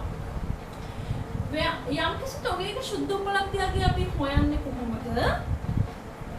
එම තොගේ ඒ හානි වුණ තොගය විකිණීම ඇස්තමේන්තු කරනනේ. එම තොගේ ඇස්තමේන්තුගත විකුණුම් මිල මොකද්ද? සුද්ධ උපලබ්ධි තොගයක ඒකක සුද්ධ උපලබ්ධියගේ හොයන්නේ එම තොගයේ ඇස්තමේන්තුගත විකුණුම් මිලින් අඩු කරනවා එම තොගය විකිණීමට දරන ඇස්තමේන්තුගත වියදම්. ඇස්තමේන්තුගත වියදම් අඩු කරාට පස්සේ අපි සුද්ධ උපලබ්ධියගේ හොයනවා. කොහොමද මේ සුද්ධ උපලබ්ධියගේ හොයන්නේ? right? දැන් සමහරවිට ඔය එක්සෑම් එකේ සුද්ධ උපලබ්ධියගේ දීලා නැත්නම් එතන ඇස්තමේන්තු විකුණුම් මිලින් ඇස්තමේන්තු වියදම් අඩු කරාට පස්සේ නම් අපි සුද්ධ උපලබ්ධියගේ ලෙස ගන්නවා. ඔහොම සුද්ධ උපලබ්ධියගයක් ලෙස තියෙන අවස්ථාවකදී දැන් ඔය අවසාන තොගේ යෙදෙන තැන් දෙකක් තියෙනවනේ සමාගම් වල. මොකද්ද තැන් දෙක? විකුණුම් පිරිවැය පෙන්නනවා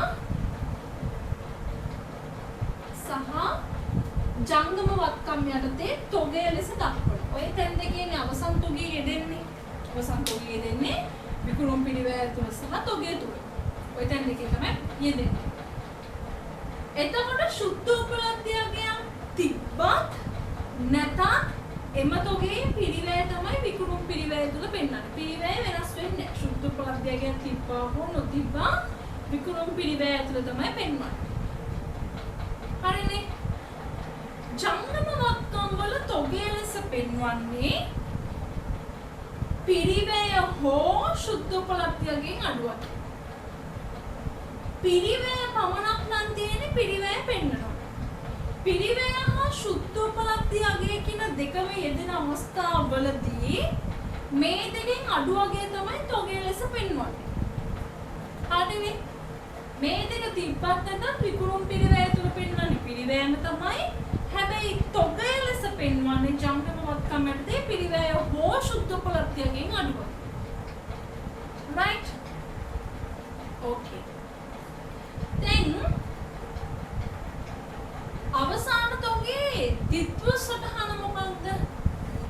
අවසාන තොගේ ද්විත්ව සටහන තමයි තොගය හර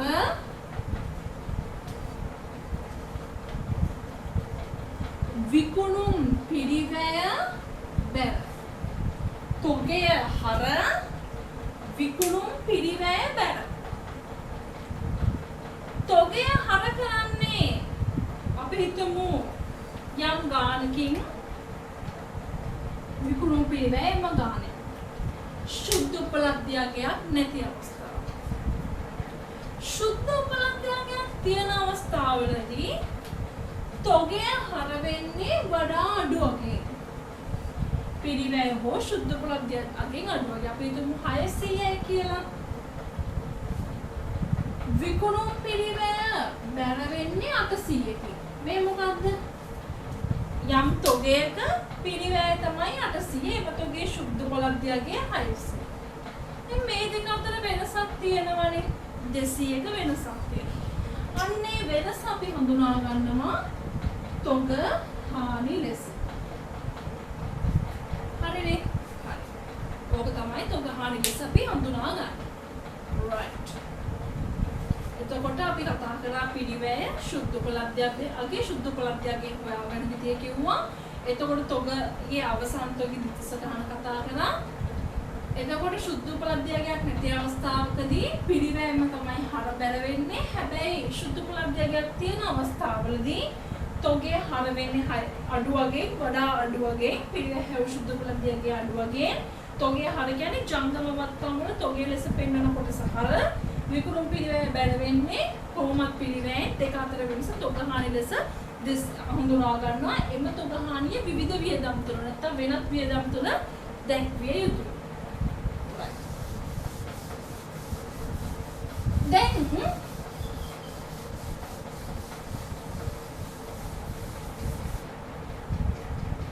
LKS 10 ඕකේ කියනවා එල්කේස් 10 ගැන මම කොහොමද කතා කරනවා කියලා. වාර්තා කරන කාල පරිච්ඡේදය කියලා කියන්නේ අපි දැන් කතා කරන පාස් පේපර් එකට අනුව 14:4:1 ඉඳන් 15:3:31 දක්වා. මේක තමයි වාර්තා කරන කාල පරිච්ඡේදය. මේ වාර්තා කරන කාල පරිච්ඡේදයෙන් පස්සේ සිදුවෙන ඕනෑම සිදුවීමක් අපි කියනවා වාර්තා කරන කාල පරිච්ඡේදයෙන් පසු සිදුවීම කියලා. ඔතනින් පස්සේ සිදුවන සමහරක් සිදුවීම් අපි මූල ප්‍රකාශන තුල ගැලපිය යුතුයි. සමහරක් සිදුවීම් අපි ගලපන්නේ නැහැ. right? එතකොට මේ 15:3:31 වෙනිදායින් පස්සේ හමු වෙන ඕනෑම එකක් වාර්තා කරන කාල පරිච්ඡේදයෙන් පසු ඇතිවන සිදුවීම්.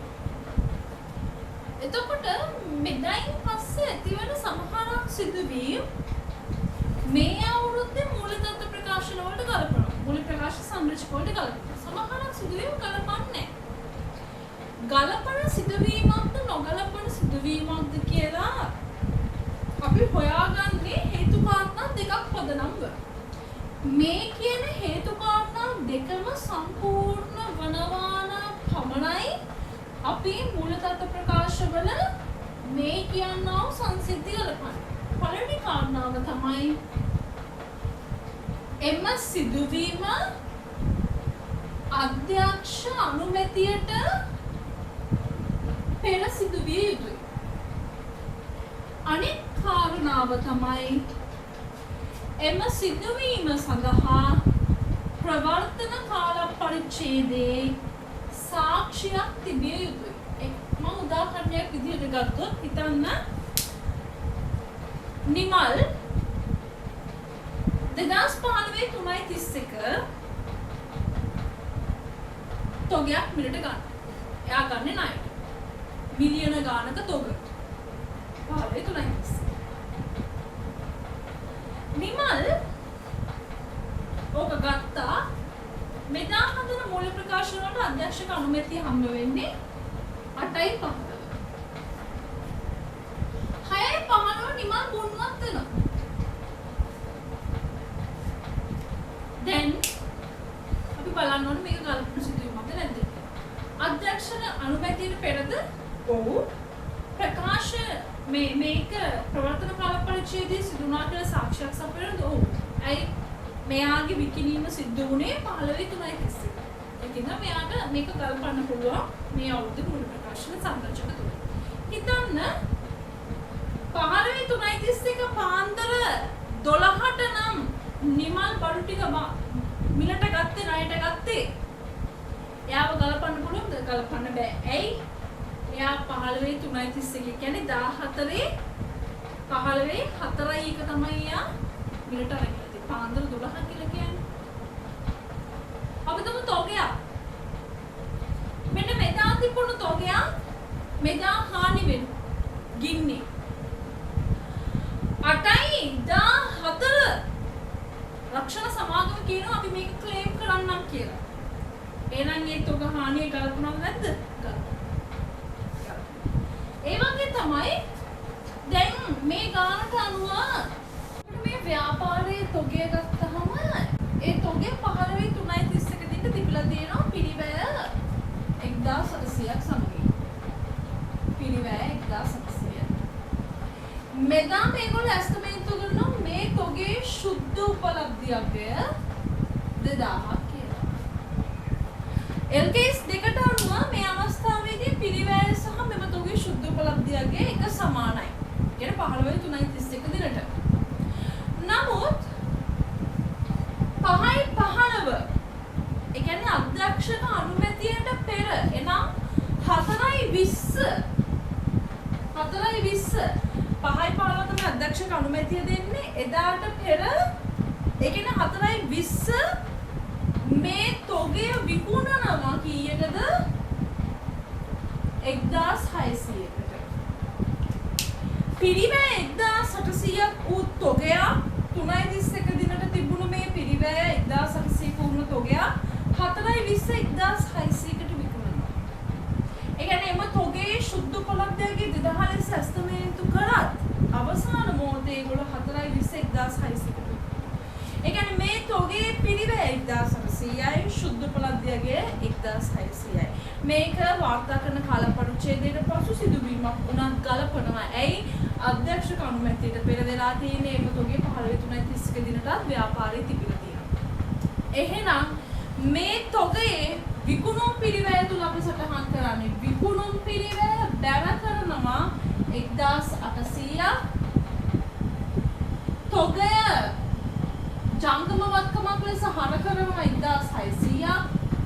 මේ දෙක අතර වෙනස තුග හානිය ලෙස හඳුනා ගන්නවා 200ක්. right?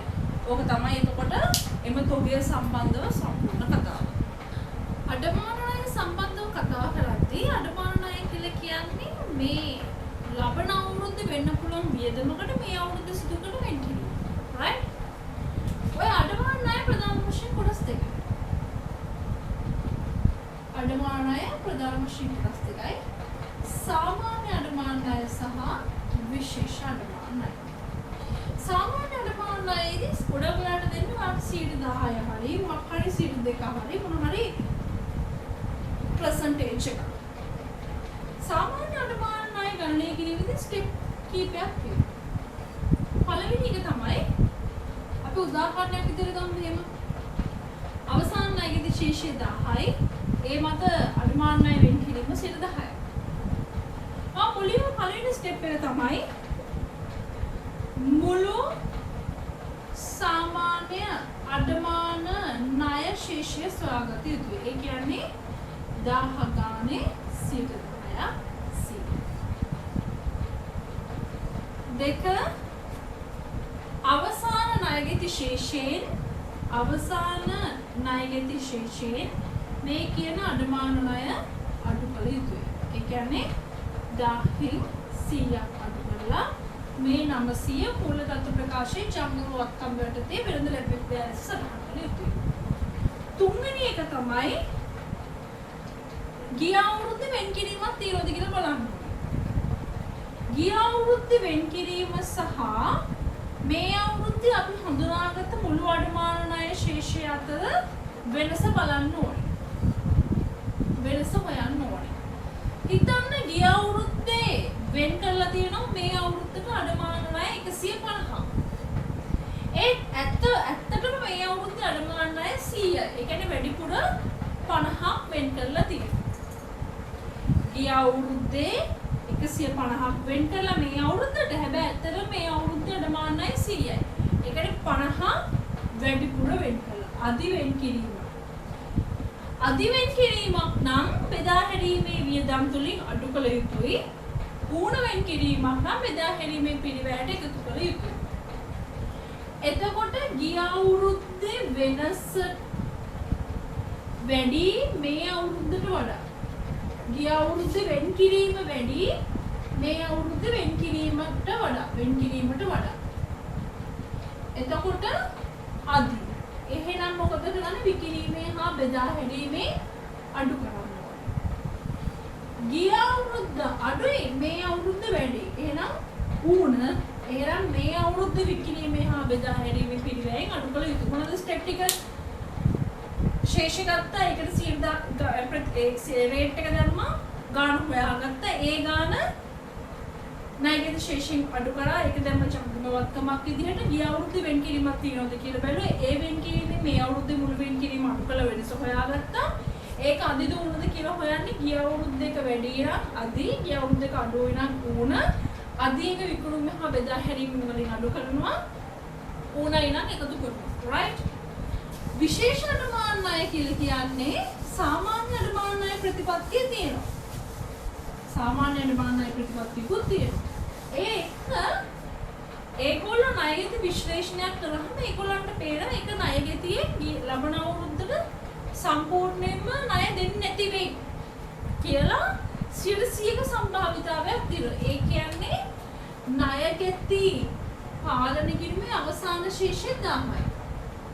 මේක ඇතුලේ ඉන්න 200ක ශේෂය ලබන අවුරුද්දේ 100%ක්ම නොලැබී යනවා කියලා හිතලා මේ අවුරුද්දේ ඒ වෙනුවෙන් 100%ක විශේෂ වෙන් කිරීමක් සිදු කරනවා. ඒක තමයි විශේෂ අඩමාන ණය කියලා කියන්නේ. එතකොට අපි මොකද කරන්නේ? මුලින්ම මේ විශේෂ අඩමානය හඳුනා ගන්න.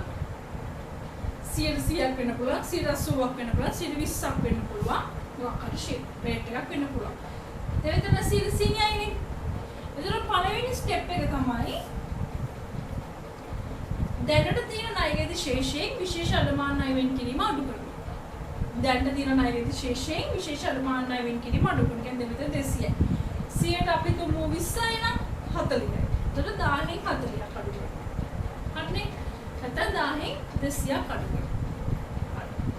ඊට පස්සේ 10න් 200ක් අඩු කරාට පස්සේ අපිට එනවා ඉතිරි ණයගැති ශේෂය. අර 100යිනේ. ඒකට අපි ඇප්ලයි කරන සාමාන්‍ය අනුමාන ණය රේට් එක. ඒ කියන්නේ 10ක් කියලා හිතමු. මම උදාහරණ ගන්න 10යි 10ක් දාන්න. එතකොට 80යි. හරිනේ.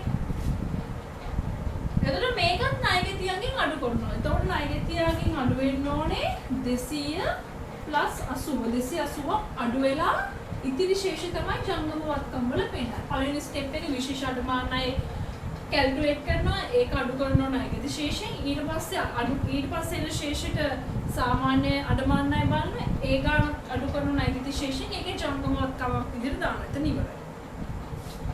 ඊට පස්සේ බලන්න ගිය අවුරුද්දේ වෙන් කිරීමේ කොටසක් තියෙනවද? ඔව්. ඒක ගත්තා. ඒකෙන් අඩු කරනවා මේ අවුරුද්දේ විශේෂ අඩමාන ණය කොටසයි සාමාන්‍ය අඩමාන ණය කොටසයි. දෙක එකතු අඩු කරලා අර වගේම අධි උණුද කියලා බලලා අධි නම් විකුණීමේ හා බෙදා හැරීම වලින් අඩු කරනවා. උණ නම් ඒක ඔක තමයි සාමාන්‍ය සහ විශේෂ අඩමාන ණය සම්බන්ධව අපිට කතා කරන්න තියෙන්නේ. right? එතකොට මේකේ තියෙනවා 10%ක අඩමාන ණය සඳහා වෙන් කරනවා කියලා අඩමාන ණය වෙන් කිරීමක් තියෙනවා. ණයගැතියන්ගේ ශේෂ කීයද? වෙනද ලැබිය යුතු දේ 3000යි. 10 ගානේ 300යි. ගිය අවුරුද්දේ අඩමාන ණය වෙන් කිරීම 250යි. මේ අවුරුද්දේ 300යි. මේ අවුරුද්දේ ප්‍රමාණය වැඩි. ඒ කියන්නේ ඌණ එළම් විකිණීමේ හා බෙදා හැරීම තුළ 50 දක්වනවා ඌණ අඩමාන ණය ලෙස. හරිනේ? පහත වේදම් විකුණුම් කිරීමට හර කර ඇතිලු නියෝජිතයන් සඳහා විකුණුම් කොමිස් වෙළඳ ලැබිය යුතු දෑ සඳහා දුන් වට්ටම්. විකුණුම් කොමිස් සහ දුන් වට්ටම් විකුණුම් කිරීමට හර කරන්නේ දුන් වට්ටම් කිරීමට හර කරන්නේ විකුණුම් කොමිස් කිරීමට හර කරන විකුණුම් වලින් ඉවත් කරලා විකුණුම් කිරීමට 1700ක් බැර වෙනවා. ඒ කියන්නේ විකුණුම් වැඩි වෙනවා. විකුණුම් දැන්ට තියෙන්නේ 12300යි. ඒතකොට 13000 දක්වා වැඩි වෙනවා. සමහර 14000 දක්වා වැඩි වෙනවා. දුන් වට්ටම් 300යි විකුණුම් කොමිස් 1400 ලෙස විකිණීමේ හා බෙදා හැරීම දක්වනවා. රඳවාගත් තිබෙන කොටසක් 10 කොටස් 50000ක් ප්‍රාග්ධනිත කරනවා. ඒ ප්‍රාග්ධනිත හිමිකම් වෙනස් වීමේ ප්‍රකාශය එන්න පුළුවන් ගණතුණු කීපයකින්. පොදු සංචිත ප්‍රාග්ධනිතය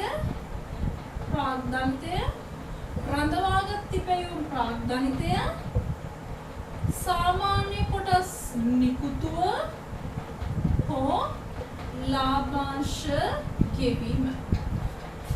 පොදු සංචිතය හෝ රඳවාගත් තිබෙන ප්‍රාග්ධනිත කිරීමේ දිත්ත සටහන තමයි පොදු සංචිතය හෝ රඳවාගත් තිබෙන හර සාපෝ බැල. පොදු සංචිතය හෝ රඳවාගත් තිබෙන හර සාපෝ බැල. සාපෝ නිකුතුවේදී දිත්ත සටහන තමයි මුදල් හර නැත්නම් බැංකු හර එමත් නැතිනම් දේපල පිළිතුරු උපකරණයක් නම් ගත ඒක හර බැල කරනවා සාපෝ ගිණුම. ලාභාංශ වල සාමාන්‍ය කොටස් ලාභාංශ නෝට් එකක් කියන්නේ වාපෝ ලාභාංශ තියෙනවා. වර්ණී කොටස් ලාභාංශ තියෙනවා නම් රඳවාගත් තිබෙන වලින් අඩු කරනවා.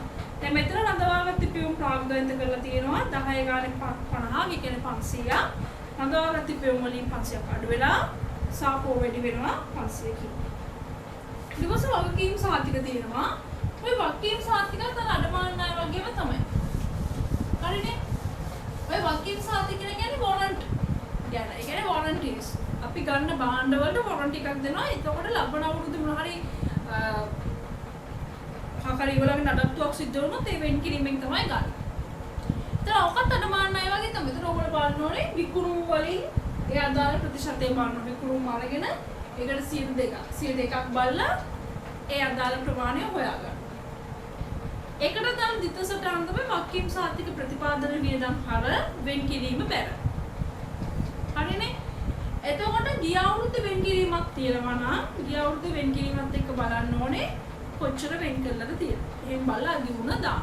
right? okay. වැටුප්. ඔය වැටුප් ගැන කතා කරද්දී වැටුප් තමයි කතා කළ යුතුම. හරිනේ? වැටුප් ගැන කතා කරද්දී අපිට තුන් දෙනෙක් හම්බ වෙනවා නිරන්තරයෙන්ම හැගෙට. EPF සේවක EPF සේව්‍ය ETF. මේ EPF කියලා කියන්නේ දැන් ඔයා ජොබ් එකකට ගියාට පස්සේ ඒ ජොබ් එකට ගියාට පස්සේ ඔයාගේ හැකියාවන් සහ නොහැකියාවන් මත ඒගොල්ලෝ කියනවා අපි ඔයාලට මූලික වැටුපක් දෙනවා මෙන්න මෙච්චර ප්‍රමාණයක. මොකද්ද? මූලික වැටුපක්. මූලික වැටුපක් දෙනවා මෙන්න මෙච්චර ප්‍රමාණයක.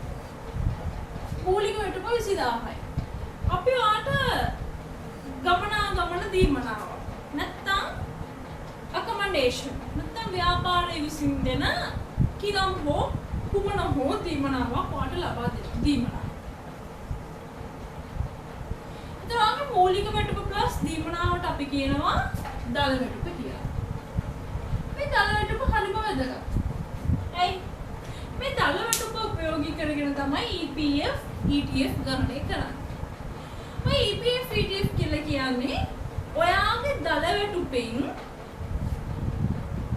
ඔයාගේ 108ක් කපනවා. ඒ කියන්නේ ඔයාගේ වැටුපෙන්ම 108ක් කපනවා. දැන් රේටින් 108යි. 108යි 112යි 103යි. අර මතක හිටියේ එහෙම right? ඔයාගේ වැටුපෙන් 108ක් කපනවා. ඔයාගේම වැටුපෙන් 108ක් කපලා ගිහිල්ලා ඒගොල්ලෝ දානවා EPF අරමුදලට. ඒ කියන්නේ ලංකාවේ නාරහින් පිට තියෙන EPF අරමුදල කියලා වෙනම නිකන් බැංකුවක් වගේ එකක්. ඒතර මේගොල්ලෝ කරන්නේ ඔයාගේ දල වැටුපෙන් 108ක් අඩු කරගන්න. අඩු කරගෙන ඒක ගිහිල්ලා ඔයාගේ EPF අරමුදල කියන ඒ නාරහින් පිට තියෙන ගොඩ නැගිල්ල ඔයාලට තියෙන පොඩි පොතක්. අන්නේ පොතට ගිහින් දාන්න හැම මාසෙම. හරිනේ? එතකොට EPF සේවක කියන එක කැපෙන්නේ ඔයාගේ. 108ක් කැපෙනවා. දල වැටුපෙන් තමයි ඒක කැපෙන්නේ. ඔකට අදාළ දිත්ත සටහන තමයි වැටුප් හා වේතන හර EPF වෙන් කිරීම බැර. EPF වෙන් කිරීම බැර. මේ සමහරවිට ඔයගොල්ලෝ අහලා ඇති ඔය ආච්චිලා සීලා නන්දලා මම කියන මගේ EPF එකේ තියෙනවා කෝටි ගාණක්. කෝටියක් විතර තියෙන EPF එකේ. ඒ මේවා වෙන් කරනවා. සේවය දායකත්වය කියන්නේ ඒ කියන්නේ ඔයාගේ දල වැටුපෙන් 112ක් කම්පැනි වෙන් කරනවා. කියන්නේ ඔයාගේ වැටුපෙන් 112ක් බලලා ඒ කොටස කම්පැනි ඔයා වෙනුවෙන් අර බැංකුවට ගිහිල්ලා දානවා. EPF කියන්නේ බැංකුව කියලා හිතන්නකො. ඒකට ගිහින් දානවා මේ ඔයා වෙනුවෙන් දාන්නේ. එතකොට කම්පැනි ඔයා වෙනුවෙන් වියදමක් දරනවා. 112ක්. 103ේ කතාවක් තියෙමයි. ඔයාගේ පඩියෙන් 103ක් බලලා ඒ 3 කම්පැනි ඔයා වෙනුවෙන් ගිහිල්ලා ETF අරමුදලට දානවා. ඕම ඉඳලා අවුරුදු 55 සම්පූර්ණ වුණාට පස්සේ මේ ඔක්කොම එකසට ගන්න පුළුවන්. ඒක තමයි කෝටි ගාණක් ඉදිරියට පොලියත් එක්ක. right? EPF වල කතාව වැටුප් හා වේතන හර EPF වෙන් කිරීම බැර. හරිනේ? EPF 108 ඇවිල්ලා වියදමක් නෙමෙයි.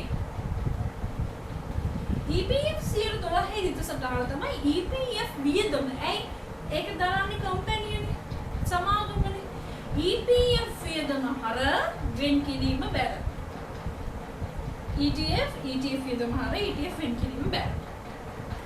දැන් මේගොල්ලෝ කියනවා සහ අනෙක් කතාව තමයි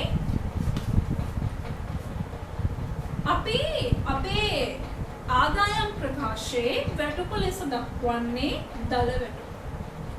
සසර වසනතුරු නිවන් දකිතුරු ಜಾති අපි අඟහරු වලට ගියත් ඒක වෙනස් වෙන්නේ.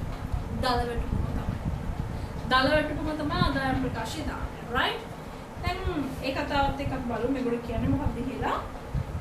සේවක අර්ථසාධක අරමුදල සහ සේවක භාරකාරක අරමුදල සඳහා සමාගමේ දායකයන් මුළු වර්ෂය සඳහා මෙතෙක් පෙන් කළා නෑ කියලා කියනවා. වැටුප කියන දැන් ඔතන තියෙන ඩොලර් වැටුප. 15යි 3 ගානේ වෙන් කළා. EPF වියදම කියන්නේ පරිපාලන වියදම් ලෙස EPF දානවා ETF දානවා වෙන් කිරීම ලෙස දානවා. ඊට පස්සේ ප්‍රවර්තන වර්ෂයේ ආදායම් බද්ධ ගණනය කරන්න කියලා තියෙනවා. ඒක ලොකු කතාවක් නෙමෙයි ගන්න එකට දාන තියෙනවා. දැන් සමාගම් එක්ක මම කතා කරා වැටුප් SLFRS 16 LKS 10 LKS 16 LKS 2 උපජිත සහ කාලචිත සංකල්පය වගේ ගොඩාක් දේවල්. right? මොකද ඊළඟට කියනවා අපි සෙකන්ඩ් පේපරේ ලේසියෙන් ලකුණු ගන්න පුළුවන් තවත් තැන්. right? ඔයා ගාව තියෙන ලේටස්ට් මාකින් ස්කීම් එක අරගෙන රතු ලකුණු දාගෙන රතු ලකුණෙන් මාක් කරගෙන හයිලයිට් කරගෙන යම් මාක් එක.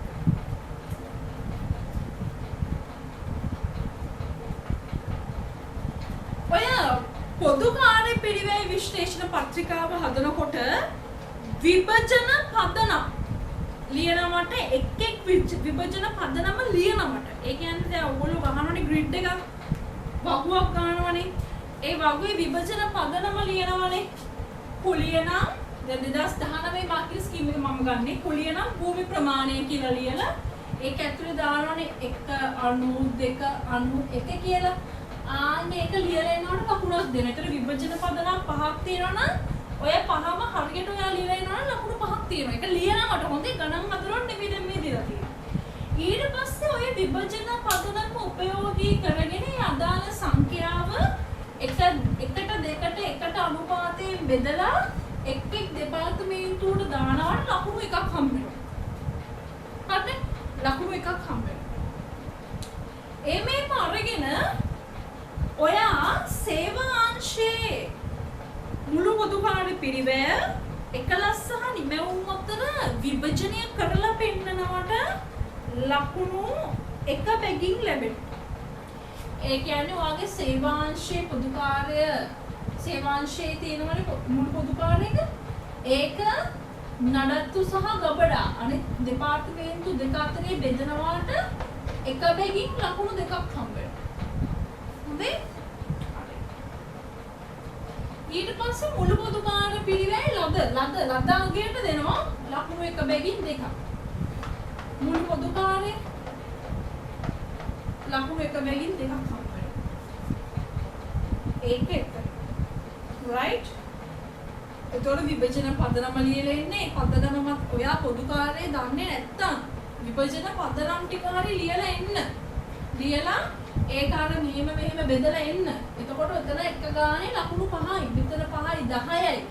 ඊට පස්සේ සේවාංශයක දෙකට බෙදනවට ලකුණු 12යි. එක ගානේ දෙකක් හම්බ වෙනවනේ. ඊට පස්සේ ඔක්කොම එකතු කරලා යටින් අංශ දෙකේ එකතුව ගන්නවට මුළු පොදු කාර්ය ගන්නවට ලකුණු 2යි. හරිනේ. එතකොට ලකුණු තව 12ක් විතර එතනින් එකතු කරමු. ඊට පස්සේ වැරදි නිවැරදි කිරීම වගේ දේවල් තියෙනවා නම් පොදු ජර්නලයේ අපි ගන්න වැරදි නිවැරදි කිරීම ලියනවා නම් ජර්නල් සටහන් ලියනවා නම් ඒ හැම ජර්නල් සටහනකටම සංලක්ෂයක් ලියලා ඉන්න. ඒ සංලක්ෂ අපි තුමු ඔයාලට වැරදි නිවැරදි කිරීම 4ක් තියෙනවා කියලා. ඒ 4ටම ඔයා සංලක්ෂ ලියලා එනවා ඔයාලට තේරෙන විදිහට. ලකුණු දෙකක් හම්බ වෙනවා. ලකුණු දෙකක් හම්බ වෙනවා. සංලක්ෂ ටික විතරක් ලියලා තියෙනවා නම් ලකුණු දෙකක් විතර හම්බ වෙනවා. හොඳේ? ඊට පස්සේ ලැබීම් ජර්නලය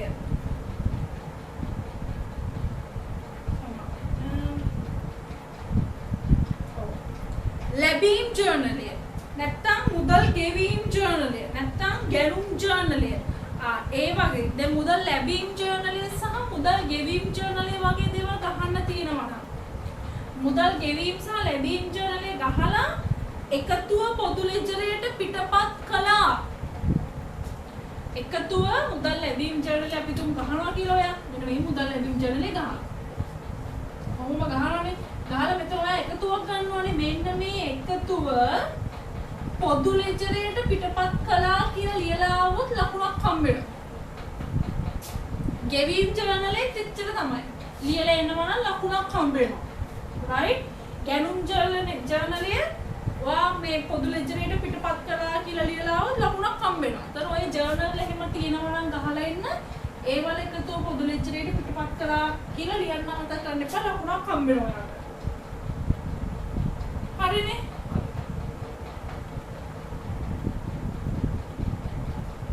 ඊට පස්සේ ඉතුරු එක තමයි හවුල්.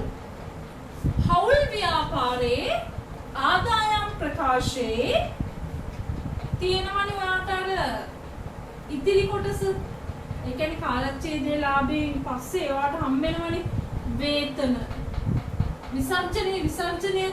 විසර්ජන කොටසේ නදීට අදාළ වේතනය නදී හරි A හරි B හරි C හරි තුන් දෙනෙක් ඉන්නවා නම් ඒ තුන් දෙනාගේ වේතන තුන ලියලා එනකොට ලකුණු එකක් හම්බ වෙනවා. වේතන තුන ලියලා තියෙනවා. මෙතන ප්‍රාර්ථනා පොලේ ලියලා තියෙනවා නම් තුන් දෙනාගෙම ප්‍රාර්ථනා පොලේ ලියලා තියෙනවා නම් තුන් දෙනාගෙම ඒකට ලකුණක් හම්බ වෙනවා. ඔයාගේ ලද ලාභය හෝ අලාභ විසර්ජනයට. ඒක ලදාගේ හොඳේ නිවැරදි වෙන්න ඕනේ නැහැ. අලාභ විසර්ජනයක් නම් වරහන් එකතු කිරීමක් විදිහට දක්වලා තියෙනවා නම් සමාවෙන්න අලාභ විසර්ජනය නම් අලාභ විසර්ජනය කියලා වරහන් ඇතුළේ නෙගටිව් විදියට ඍණ ඉලක්කම් විදියට දක්වලා තියෙනවා. නැත්නම් ලද ලාභ විසර්ජනය ලාභ කොටස් විසර්ජනය කරලා ඒ විදියට දාලා තියෙනවා නම් ලකුණක් හම්බ වෙනවා. ඔයාට ලැබිච්ච ගාන විසර්ජනය කරලා දාන්න විතර. ඔයාට ලකුණක් හම්බ වෙනවා. ඒක ලාභයක් වෙන්න පුළුවන් අලාභයක් වෙන්න පුළුවන්. right.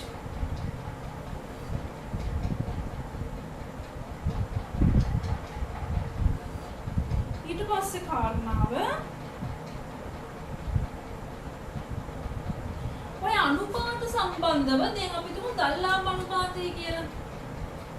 දල්ලාභ අනුපාතනේ අපි ගමු शुद्ध लाभ अनुपातය ගමු.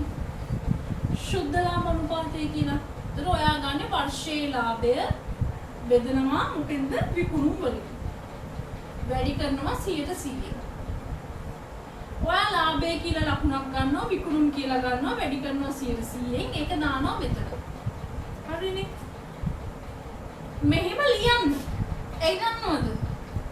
සමහරක් වෙලාවට ඔයාගේ ලාභය වැරදින්න පුළුවන්. විකුණුම් හරියන්න පුළුවන්. දැන් ලාභය වැරදි විකුණුම් හරියනම් මෙතන උත්තරේ කොහොමද වැරදිනේ? ඔයා නිකන් කැල්ලකින් හදලා මේක විතරක් උත්තරේ දාලා එනවා. මෙතන ලකුණු දෙකක් දෙනවා දෙකම නැහැ. ඇයි උත්තරේ වැරදි? හැබැයි ඔයා මෙන්න මෙහෙම පෙන්නුවොත් ඔයාගේ ලාභය වැරදුනත් විකුණුම් හරිනම් එතනට ලකුණු හම්බ වෙනවා. ඒක නිසා සුද්ධ ලාභය හොයනකොට මෙතන මේ එන උත්තරේට නෙමෙයි ලකුණු දෙන්නේ. මෙන්න මේ උඩ ඉලක්කම් දෙකට තමයි ලකුණු දෙන්නේ. දැන් අපි හිතමු පොලිආවර්තන අනුපාතය කියලා. පොලිආවර්තන අනුපාතේ බදු පෙර ලාභයේ ධන පොලිය බෙදීම පොලියනේ තියෙන්නේ. එතකොට බදු පෙර ලාභය ගත්තා මොකක් හරි ඉලක්කමක් දැම්මා ඒකට පොලිය එකතු කරා බෙදුව පොලියේ. එතකොට මෙතනට ලකුණු 1යි මෙතනට භාගයයි මෙතනට භාගයයි. මෙතන භාගය නැති වුණත් මෙතන භාගය හරි වාට හම්බෙනවා. ඒක නිසා අනුපාතවල අවසාන ඉලක්කමට නෙමෙයි දෙන්නේ. ඔයා මෙතන ඉලක්කම් ටික ඔයා හරියට ලියලා තියෙනවා නම් එතනට හම්බෙනවා. right? අවසාන උත්තරේ වැරදුනත් ප්‍රශ්නයක් නෑ.